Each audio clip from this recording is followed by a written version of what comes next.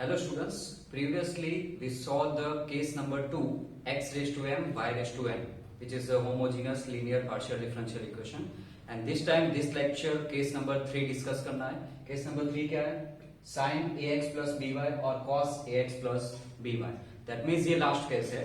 इसके बाद अगर फोर्थ केस आता है, मतलब कि इनके अलावा e raise to x raise to m y raise to n, मतलब x वाला स्टेप और sin cos, इसके अलावा अदर कोई भी स्टेप्स आते हैं तो क्या करना है वो भी मैं इसमें बता दूंगा। ओके, केस नंबर 3 के अंदर पहली प्रोसीजर क्या है?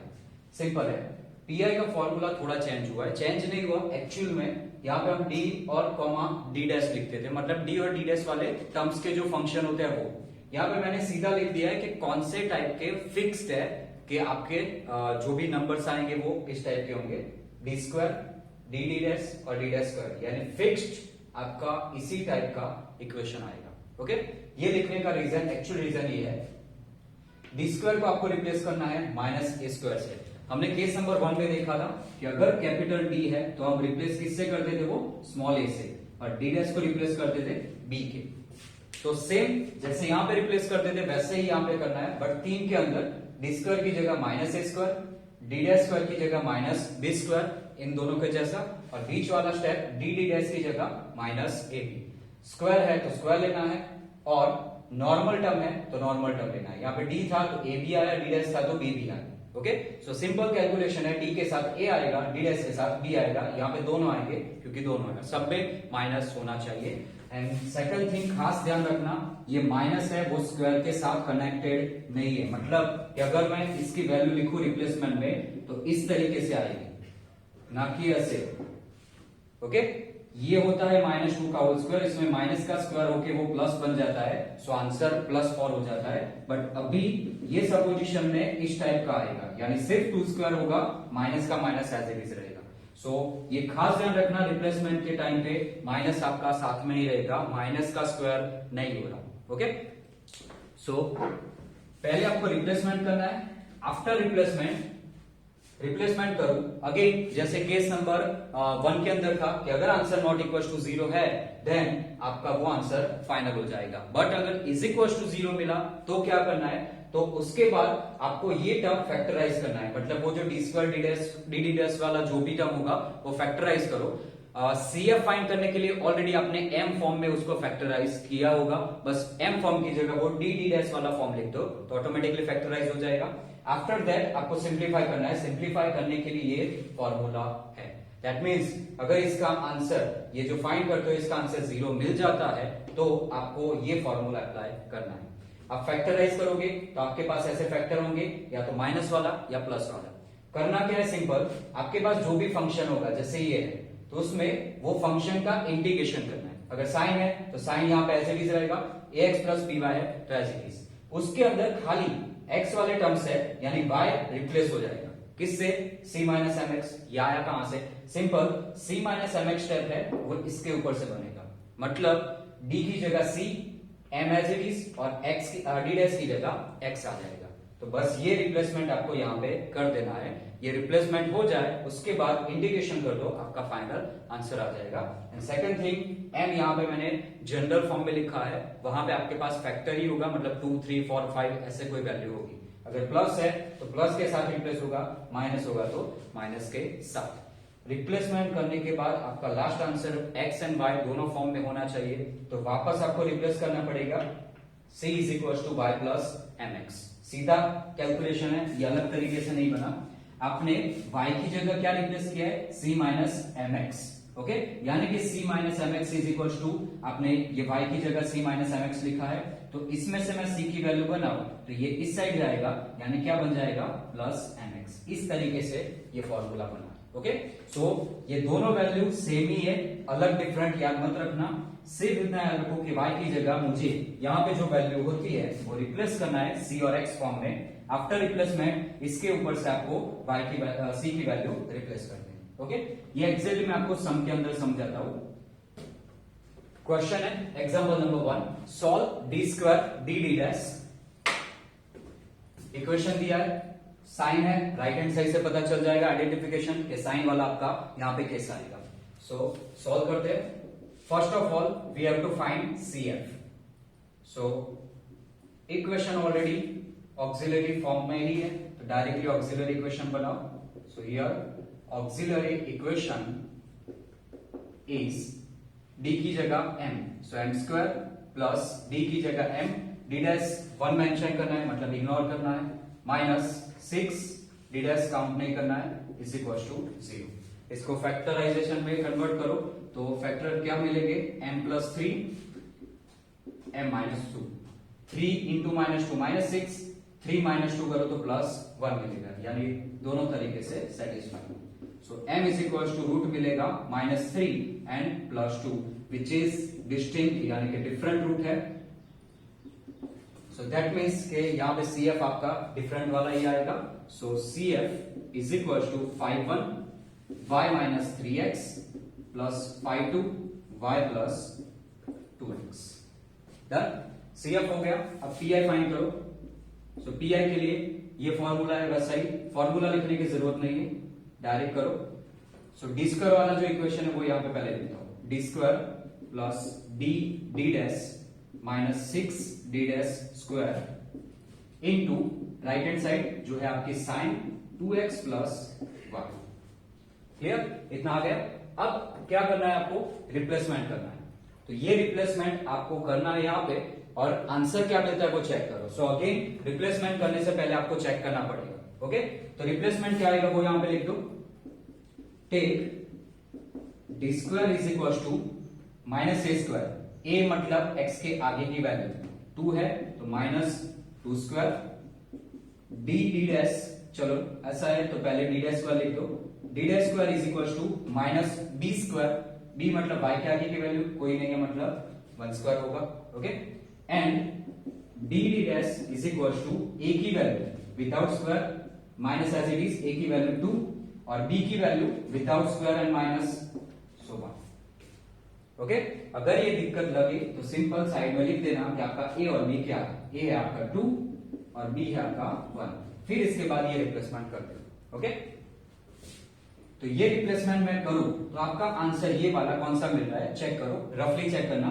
सो डी स्क्वायर उसकी जगह माइनस 2 स्क्वायर, तो माइनस 2 का स्क्वायर होगा फॉर डी डैश की वैल्यू क्या बनेगी, तो माइनस 2 इंटू 1 यानी कि minus 2, minus 6 as it is, D dash square की जगह क्या है माइनस 1 का स्क्वायर यानी माइनस 1 इंटू में। ओके, तो माइनस माइनस क्या हो जाएगा, प्लस हो जाएगा, 1 के साथ मल्टीप्लाई होके 1 ही रहेगा, 6 ही रहेगा, minus 4 minus 2 minus 6 plus 6, that answer is 0। That means मैं ये सपोजिशन या ये वैल्यू जो रिप्लेस करना है वो नहीं कर सकता। तो ये जो प्रोसीजर था आपका फाइनल आंसर वाला, केस नंबर 3 वाला, वो कैंसिल हो गया। तो क्या करना है आपको, 0 आता है तो ये वाला फॉर्मूला अप्लाई करना पड़ेगा। ये जो अभी मैं करूंगा that is case number 4। Other case मतलब कि अगर इसमें से कोई वैल्यू नहीं है, साइन नहीं है, कॉस नहीं है, ई रेस टू नहीं है, एक्स वाई वाली वैल्यू नहीं है, तो कोई अदर वैल्यू है, तो उस केस में आपको यही फॉर्मूला अप्लाई करना है। ओके, सो केस नंबर 3 का अगर एक चांस में नॉट इक्वल टू 0 आंसर आता है तो फाइनल है, 0 आंसर आता है तो वो ऑटोमेटिकली केस नंबर 4 में चला जाता है। सो केस नंबर 3 और 4 मिक्स है, दोनों कनेक्टेड है, इसीलिए मैं एक ही सम में समझा रहा हूं। ओके, चलो, तो रिप्लेसमेंट नहीं होगा, सो यहां पे मेंशन करना पड़ेगा कि ये आंसर लेने से डिनोमिनेटर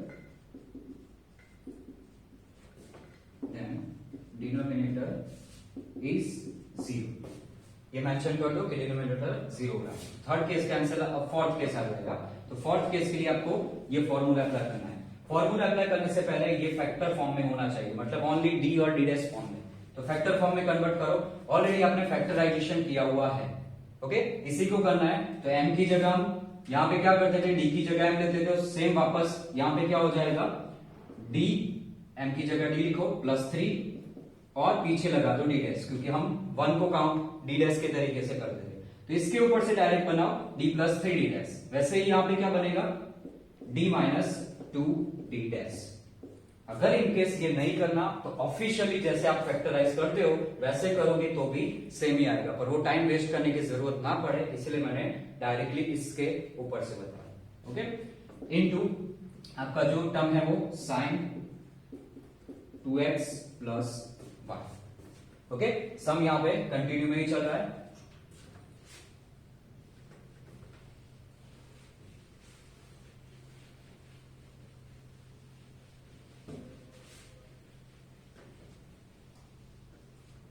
चलो अब सॉल्व करते हैं। तो वो फॉर्मूला था उसके हिसाब से अप्लाई करना है। मैं वापस फॉर्मूला यहां पे लिख देता हूं, 1 upon D minus M D dash F of X comma Y is equal to integration F of X Y की जगह C minus M X into D X. इसी तरीके से इसको मैं रिप्लेस करूंगा। अब दो स्टेप है ऐसे, तो दो स्टेप एक साथ तो नहीं होंगे, तो पहला स्टेप एज इट इज रखो, सेकंड का प्रोसीजर करते हैं। तो पहले मैं इसको स्प्लिट कर देता हूं, pi is equal to 1 upon D plus 3 D dash bracket में 1 upon D minus 2 D dash, और ये step as it is sine 2x plus 1। अब ये वाला फॉर्मूला अप्लाई करो, तो m की जगह यहां पे क्या है 2, तो इसके हिसाब से अप्लाई करना है। तो सीधा simple d plus 3 D dash as it is directly apply करो। पहले तो इसकी जगह पूरे टर्म की जगह इंटीग्रेशन साइन कर दो, आफ्टर दैट साइन है तो साइन एज इट इज रखो, 2x एज इट इज, सिर्फ y को रिप्लेस करना है किससे, तो इसके ऊपर से डिसाइड करो, c माइनस 2, ये माइनस 2 सिर्फ आपको बीच में से काउंट करना है, और इन दोनों की जगह c और x मेंशन कर देना है into dx। Okay, again repeat कर रहा हूं, रिप्लेसमेंट कैसे करना है, d की जगह c और डी डैश की जगह x। ध्यान रखना इस एक क्वेश्चन के अंदर आप पहले d में से m कन्वर्ट कर रहे हो, m में से वापस फैक्टराइज करने के लिए डी डैश यूज कर रहे हो, और वापस वो डी डैश की जगह ये भी लिख रहे हो। ओके, तो ये दोनों कंबाइन पार्ट है कि d की जगह m लिखना और डी डैश की जगह 1 लिखना। उसके ऊपर से मैं रिवर्स अप्लाई करके ये लिखा था, ये दोनों कनेक्टेड है और ये पूरा डिफरेंट है।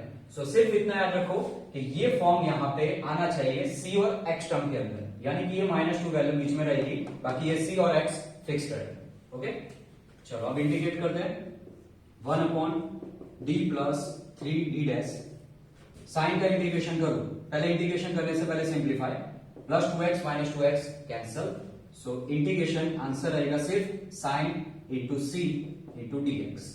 अब c वेरिएबल नहीं है, कांस्टेंट है, तो साइन c पूरा क्या हो जाएगा, कांस्टेंट, तो इसका इंटीग्रेशन करो तो d प्लस 3 डी डैश, इसका इंटीग्रेशन क्या होगा, sine c as a constant, और वो बचेगा यहाँ पे 1 यानी कि खाली dx, उसका इंटीग्रेशन होगा इंटू x, जो मैं यहां पे लिख देता हूं, so x into sine c। Okay, वापस अगेन सेकंड वही फॉर्मूला, सो अगेन इंटीग्रेशन कर दो, x as it is, sine as it is, c की जगह रिप्लेसमेंट, तो c की जगह क्या रिप्लेसमेंट, सॉरी ये करने से पहले डायरेक्टली नहीं अप्लाई करूंगा तो y तो ऑलरेडी है ही नहीं, तो आप रिप्लेस किससे करोगे। ओके, सो पहले ये करने से पहले मैंने यहां पे सिंस करके फॉर्मूला लिखा था c is equal to y plus M x, यानी y की जगह जो आपने वैल्यू रिप्लेस की थी, यहां पे y की जगह रिप्लेस क्या किया था मैंने, c माइनस 2x, तो रिवर्स वैल्यू वापस सब्स्टिट्यूट करनी है c की जगह, तो c की वैल्यू क्या होगी, y प्लस 2x, तो ये वैल्यू आपको यहां पे सब्स्टिट्यूट कर देनी है, तो x इंटू साइन c की जगह वापस लिख दो y प्लस 2x। ये कंपल्सरी है क्योंकि क्वेश्चन एक्स वाई फॉर्म में है, तो आपका ये जो आंसर जैसे जैसे स्टेप बाय स्टेप आंसर बनता है वो भी आपका एक्स वाई फॉर्म में आना चाहिए। सो यहां पे सिर्फ साइड में मेंशन कर देता हूं मैं, c की जगह मैंने लिखा y प्लस 2x, ये हर बार ये वैल्यू बदलती रहेगी। चलो अब अप्लाई करो अगेन दूसरी बार यही फॉर्मूला, तो पहले आएगा इंटीग्रेशन x इंटू साइन, ये पीछे plus 2x as it is रहेगा, y की जगह रिप्लेसमेंट क्या करना है यहां से, तो प्लस 3 है तो बीच में प्लस 3 आना चाहिए, आगे x और आगे c और पीछे x। ओके, c और x प्लस 3, तो इस हिसाब से c प्लस 3x बन गया and dx। Integration x into sign, mix करो, 3x प्लस 2x है तो क्या हो जाएगा, c plus 5x into dx। अब इसका इंटीग्रेशन आपको अप्लाई करना है। सो इसके लिए इंटीग्रेशन कैसे करोगे, so x into sine C plus 5x है, सो यहां पे इंटीग्रेशन करते हैं, कैसे? पहले मैंने आपको यूवी रूल समझाया था बेसिक डिफरेंशिएशन एंड इंटीग्रेशन वाले लेक्चर में। तो इंटीग्रेशन का मल्टीप्लिकेशन, यहाँ पे भी एक्स है, यहाँ पे भी एक्स है, एक्स के रिस्पेक्ट में कर रहे हो तो बेसिकली इंटीग्रेशन अप्लाई होगा। मैंने डायरेक्ट ट्रिक बताई थी, वो अप्लाई करो। डायरेक्ट ट्रिक कैसे करनी है? तो पहले ये आपका डेफिनेटली u बनेगा, ये आपका v बनेगा, क्योंकि ये अलजेब्रिक है, ये ट्रिग्नोमेट्रिक है। तो इस हिसाब से x को एज इट इज रखो, साइन का इंटीग्रेशन करो। साइन का इंटीग्रेशन माइनस कॉस, जो टर्म है वो as it is c plus 5x।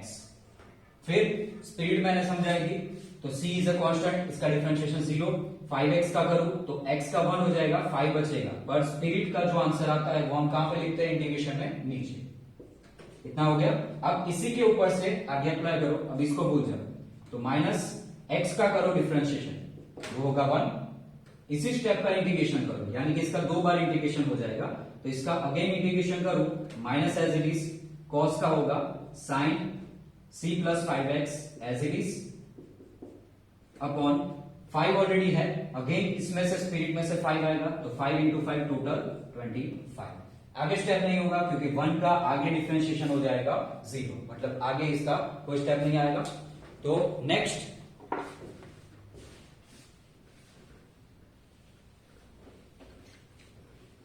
अब इसको सिंप्लीफाई करते हैं। c की जगह वापस आपने जैसे ये वैल्यू बनाई थी वैसे सब्स्टिट्यूट करनी है। तो कौन सी वैल्यू? तो आपने ये जो y था उसकी जगह यहाँ पे सपोजिशन दूसरा जब लिया, जब ये अप्लाई किया इंटीग्रेशन, तब तो क्या था? y की जगह आपने लिखा था c प्लस 3x। तो इस हिसाब से c की वैल्यू अब वापस क्या बनेगी? y माइनस 3x, 3x इस साइड आएगा। ओके, तो उसके ऊपर से ही बनाना है, जो आपने रिप्लेसमेंट लिया है उसी में से आपको c की वैल्यू वापस रिप्लेस करनी है। सो सिंप्लीफिकेशन भी साथ में कर देता हूं, माइनस आगे 1/5 भी आगे, x इंटू कॉस c की जगह आएगा y minus 3x plus 5x as it is, minus minus plus 25 आगे ले लेता हूं, so plus 1/25 sine, same again c की जगह y minus 3x and plus 5x। c की जगह मैंने y माइनस 3x रिप्लेस। चलो, so P I is equal to final answer क्या रहेगा? Minus 1/5x cos 5x minus 3x, यानी कि प्लस 2x हो जाएगा, तो y plus 2x plus 1/25 sine, same again 5x minus 3x यानी y प्लस 2x। ये आपका आ गया P I. So complete solution is, already नीचे ये CF मिला हुआ है। ओके, तो ये CF z is equal to क्या आएगा? CF plus PI। PI का आपका आंसर ये है, तो ये लिख दो, minus 1/5 x into cos y plus 2x and plus 1/25 sine y plus 2x। Okay, so z is equal to ये आपका फाइनल आंसर बन गया। तो ये जो मेथड इस केस के अंदर मैंने बताई, केस नंबर 3 था, उसकी एक्चुअल मेथड थी आपकी रिप्लेसमेंट करने से।